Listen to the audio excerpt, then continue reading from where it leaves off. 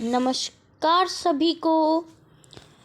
तो हमारी previous video में पिछली वीडियो में हमने देखा था नया पुराना एकांकी उपेंद्र नाथ अश्क के बारे जो लिखी हुई है, श्री उपेंद्र नाथ अश्क द्वारा लिखित है नई पुरानी एकांकी जो पक्का गाना संग्रह से ली गई है।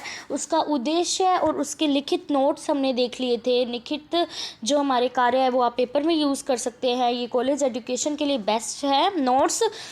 और यहाँ पर हम पिछली वीडियो में हमने सारा देख भी लिया था, सबके वार्तालाप समझ लिए थे सभी पात्रों के।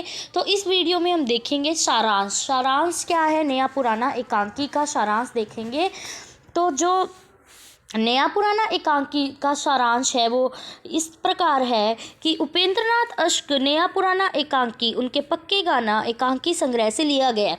मतलब पिछली वीडियो में मैंने आपको उद्देश्य तो बताया ही था, साथ ही साथ उसमें आपको मैंने सारी कहानी समझा दी थी। अब उसको लिखित रूप से मैंने आपको सारांश के रूप में समझाया है कि आपको बता दे कि अपने शब्दों में सारांश लिखिए, तो ये इनफ है। और आप कुछ इसमें अगर अपना ऐड करना चाहे तो कर सकते हैं, ठीक है। तो बिना किसी लेट के हम शुरू करते हैं, बिना किसी देरी के। उपेंद्र नाथ अश्क नया पुराना एकांकी उनके पक्के गाने संग्रह एकांकी संग्रह से लिया गया है। ये एक सामाजिक एकांकी है। सामाजिक एकांकी है मतलब मैंने आपको पीछे भी बताया था, यहाँ पे समाज का दबाव दिखाते हैं, समाज के अंदर होने वाले बदलाव कि किस तरह और समाज में किस किस तरह के लोग हैं ऐसा दिखाते हैं, ठीक है। सच झूठ, नया युग पुराना युग, ये सब।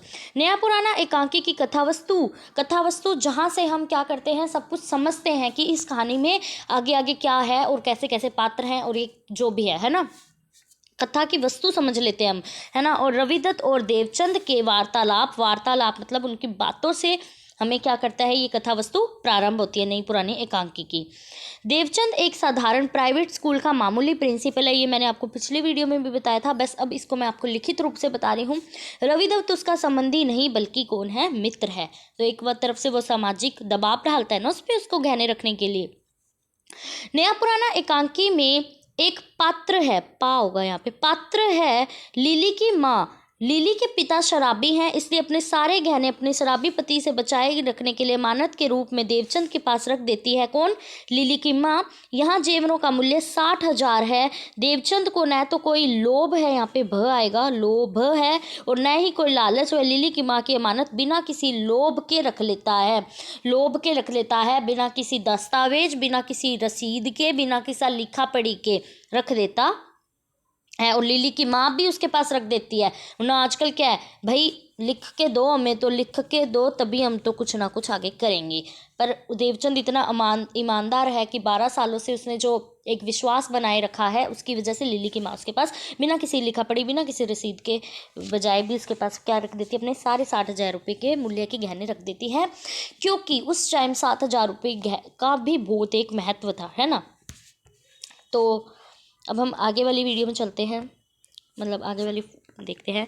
देवचंद इतने ईमानदार है कि वह स्वयं अपने लिए उन गहनों का उपयोग के विषय के बारे में सोचना तो दूर, उनके बारे में सोचना तक पाप समझता है कि अरे मतलब इतने ईमानदार हैं, इतने विश्वासदायक इंसान हैं कि अपने उपयोग के बारे में वो सोचना तक भी पाप समझते हैं। उपयोग तो करना ही दूर की बात है ना, सोचना तक। अपने मित्र रविदत्त, पिछली वीडियो में भी रविंद्र लिखा गया था, रविदत्त द्वारा विवाह के अवसर मांगे जाने पर वह लिली की माँ को पूछ कर अनुमति से रानी आरू से उधार दे देता है। रविदत्त बहुत बोलता है देवचंद को, उससे क्या पूछना, अब ये चीज़ तेरी है तो इसको हड़प ले, दे दे मुझे। पर वो फिर भी कहता है मैं पूछूंगा, और पूछता भी है और रानी आरू से दे देता है। तभी लिली की माँ बोलती है मुझसे पूछने की क्या जरूरत थी, वगैरह वगैरह। पिछली वीडियो में ना सब बताया था। विवाह जाने के बाद भी वायदा अनुसार रविदत्त उसे रानी हार नहीं लौटाता है, बल्कि सारे गहने देवचंद द्वारा हड़प लिए जाने की सलाह देता है। विवाह हो जाता है। विवाह होने के बाद भी वायदे के अनुसार भी रविदत्त क्या होता है, उसे बोलता है कि मैं तुझे चल लुटा दूंगा रानी यार, तू एक बार दे तो दे। पर वो नहीं देता है और सारे गहने, बल्कि देवचंद को कहता है, देवचंद मांगता है तो उसे ही कह देता है तू हड़प ले उसको, मतलब दे मत, मुझसे भी मत मांग, तू हड़प ले ना। देवचंद उसकी यह बात नहीं मानता, तो वह उसे परले सिरे का, परले मतलब ऐसे फालतू, मतलब कहते हैं मूर्ख बता देता है, ठीक है। देवचंद को वह लोभ आएगा, इतनी गलती हो गई। लोभ देता है, परंतु देवचंद ने जो विश्वास 12 साल से बनाया हुआ है वह उसे भंग नहीं करना चाहता। देवचंद कहता है कि मैं किसी के विश्वास का अनुचित लाभ नहीं उठाना चाहता। ये ना आप ऐसे कॉलम में कर लेना ये वाली लाइन, ठीक है। रविंद्र द्वारा रानी हार न लौटाए न आएगा यहाँ पे, न लौटाए आने पर वह अपनी पत्नी की मदद लेता है, परंतु उसकी पत्नी भी उसका समर्थन नहीं करती है। मैंने बताया था ना वो शक करती है इन दोनों पे। फिर भी वो अंत में अपनी पत्नी के समर्थन से रानी हार प्राप्त कर लेते हैं। बाद में वह सारे आभूषण लिली की माँ को सौंप देता है। लिली की माँ देवचंद को कहती है कि रख लो। वह कहता है कि मुझे बाहर के चोर का नहीं अंदर के चोर का डर है। ये मैंने पिछली वीडियो में भी बताया था कि कहीं मैं किसी की बातों में ना आ जाऊं, कहीं समाज के दबाव के कारण मैं इसको रख ना लूं। आज तो रवि दत्त कह रहा है, कल को कोई और आके कह देगा, क्या पता मेरी पत्नी मुझे कह दे, है ना।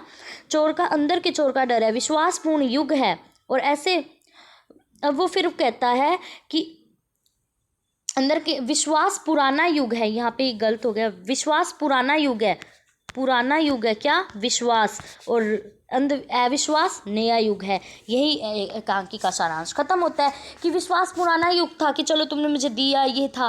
अविश्वास नया है। आजकल इतने बेईमान और ये भरे हुए हैं कि मैं ये नहीं रख सकता।